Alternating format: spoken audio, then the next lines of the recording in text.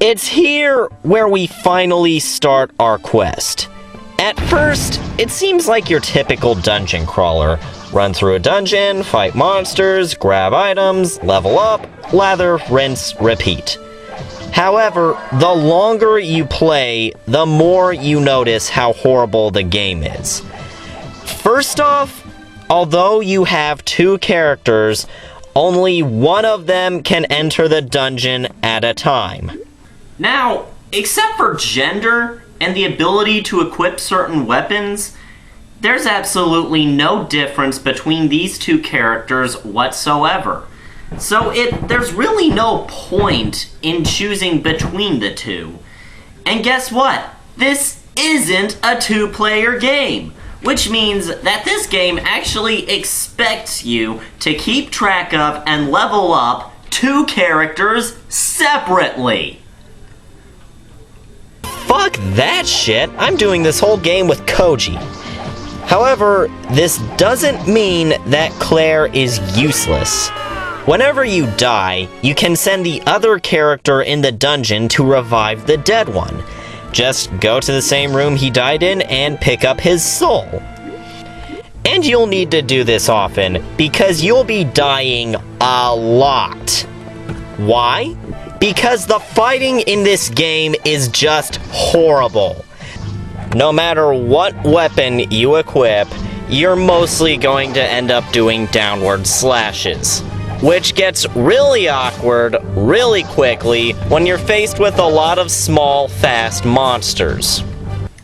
I eventually got used to the attacking. What I never got used to, though, is the bullshit magic system. First of all, because this is Ehrgeiz, it tries to use Final Fantasy VII's materia system. Keyword, tries. In case you didn't know, materia are crystals in Final Fantasy VII that allowed their user to use magic.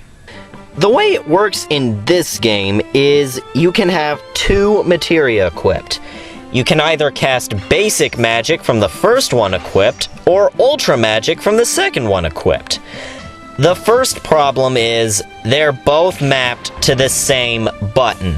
If you want to cast the basic magic, you simply press the button. But if you want to cast the ultra magic, you hold down the button for a few seconds and then release it. This would be fine if it was for the same general spell. I mean, press for weak fire magic, hold for strong fire magic. However, it's a problem because it's two different fucking spells. Press for weak thunder magic, hold for strong ice magic.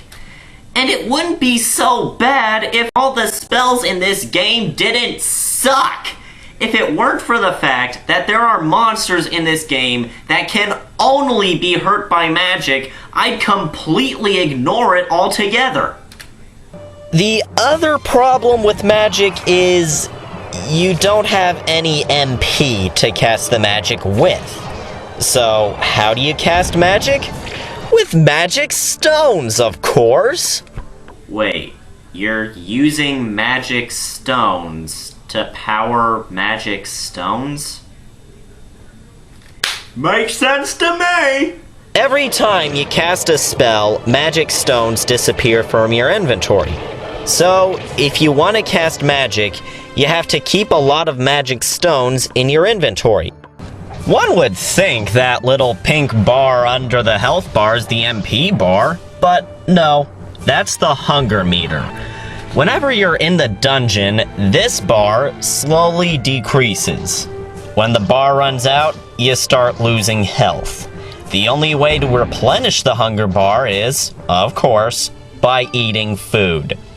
And you're gonna be doing that a lot in this game, because no matter how much and how often you eat, the hunger bar is always decreasing.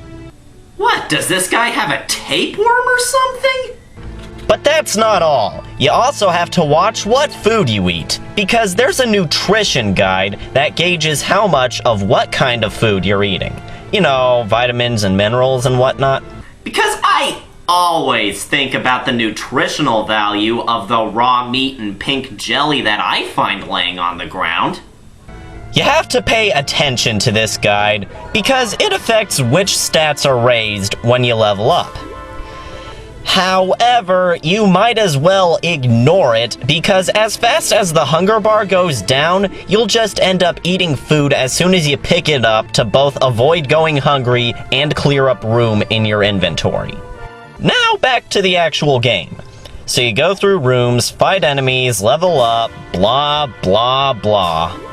If you find a weapon on the ground or drop by a monster, sometimes it'll be protected by a guardian. This means that the weapon improves certain stats depending on which god is protecting it. At first it's only a +1 bonus, but you can make the gods stronger by going to an altar and offering an item to them. However, which god is possessing the altar is chosen completely at random. You have to choose which of 11 gods you're offering it to, and if it's the correct one, that god's protection becomes stronger. Otherwise, you get a message saying try again. You have a 1 in 11 chance of getting it right, and whether you're right or wrong, the item you're offered is gone forever. God, please help me survive this horrible, horrible game. Hello, this is Vishnu. Vishnu? Yes, we are answering the prayers at random now. Oh, well, in that case, can you help me? Ooh, I am very much sorry, Mr. Necro, but you are trying to reach your Christian God. He is not I, so I cannot be helping you at this moment. Oh. Well, thanks anyway. Thank you, pray again. Okay, let's try this again. God, please help me survive this game. Sorry, this is L. Ron Hubbard. Every now and then, you'll find a boss monster. These bosses are actually easier than the other monsters in the game. Sure, they have strong attacks and take a lot of damage, but they're also so big that no matter where you swing your sword, it'll hit it. Also, there's only one of them! Normal fights are way too hard in this game because the monsters will gang rape you. The worst is when you hit a shutter trap. The room becomes sealed until all of the monsters are dead. And if you don't beat them fast enough, they respawn! God? Sorry, this is Buddha. God? Nope, Allah. God? Vishnu again. God? Satan speaking. Oh, come on!